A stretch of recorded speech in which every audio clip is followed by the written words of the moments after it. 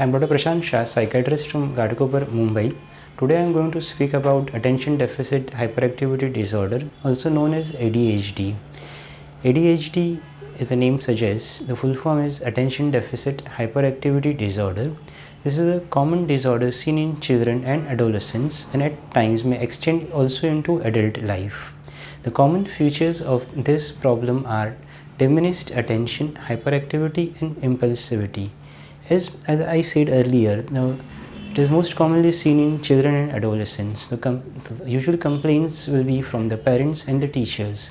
The parents and teachers will complain that these children have difficulty sustaining attention, they are hyperactive and they are impulsive in their day-to-day activities.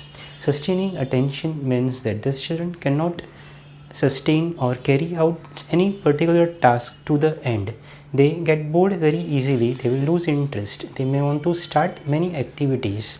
They will say that they want to join this activity, they want to do this thing, but then halfway down the line they will get bored and they will stop doing that activity. They have difficulty in focusing, which will result in making them careless mistakes in their works, in their calculations, in their day-to-day works, in their homework. They will be making careless mistakes because they cannot just focus on what they are doing. They get distracted very easily. Teachers will complain that in the school, when the teacher is teaching, they are looking out of the window or they are speaking with other children. They will drop down their pencil, eraser and maybe making mischief with other children. Many times they are younger children, they are always on the go. They cannot sit at one place, they are not in their seat, they are roaming around in the class. They talk excessively, they will blurt out answers, they are forgetful. They will not mention about some homework or assignment which has been given to them or the project work which has been given. They will inform the parents just at the last minute and then everything will have to be rushed. They will forget or they will misplace their books. Their clothes will be in disarray. At home, if you visit their room, everything will be like it's not in its place. They cannot wait for their turn. Now, all these are problems which children and parents pick up. What is the effect of this on the children? Because of this kind of behavior, they are labeled as mischievous. They are the one who always get pointed out for whenever something goes wrong in the class, they will be the first one to be signaled out and given punishment. And at times, maybe it is not their fault also, but because they show this kind of behavior, they are labeled mischievous and it is they who get the punishment. Everyone ridicules them for this kind of behavior, even the parents punish them. This will lead to many times frustration, decreased confidence, which in turn affects their school performance. Many times this results in defiant behavior.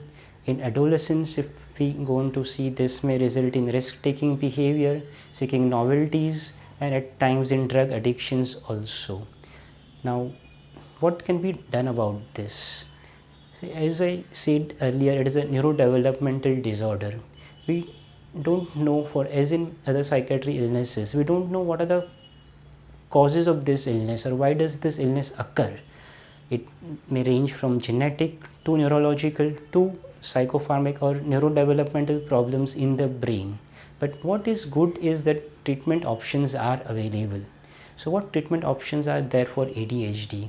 We have both non-pharmacological and pharmacological treatments available. Usually for children less than 5 years, initially we advise non-pharmacological treatment. This non-pharmacological treatment is occupational therapy and sensory integration, where depending upon the severity of the problem, children are called for occupational therapy sessions. Parents may be also given some home program which they can carry out at home, and this results in improvement. The improvement is slow but carried out religiously, diligently by the parents for a period of 1 year to 2 years. This definitely is going to show improvement. In older children, or if the problems are severe enough, we do start medicines. In children, parents are hesitant to start medicines, and that too from a psychiatrist. But believe me, there are good medicines available for ADHD and they do show response. No major side effects are there. The group of medicines which are available are stimulants and non-stimulants. Stimulants are the first choice of drugs. Usually we start with a low dose so that the child can tolerate the dose, there is no side effect, and then gradually we build up the dose so that the improvement is seen. Even if there is some side effect, it is minor side effect which can be always taken care of. It is not that there's only one drug is available, the child is not responding, we can definitely shift to some other molecule. But the thing to understand is that treatment is required. This ADHD can be controlled, and if the signs and symptoms of ADHD are controlled, the child's performance is definitely going to improve. It will not only reflect in the child's studies but overall development of the child. So it is for us parents and teachers who are working in this field to find out these children who may be having this problem and refer them for treatment. Thank you. For any further queries, you can always get back to me through Librate.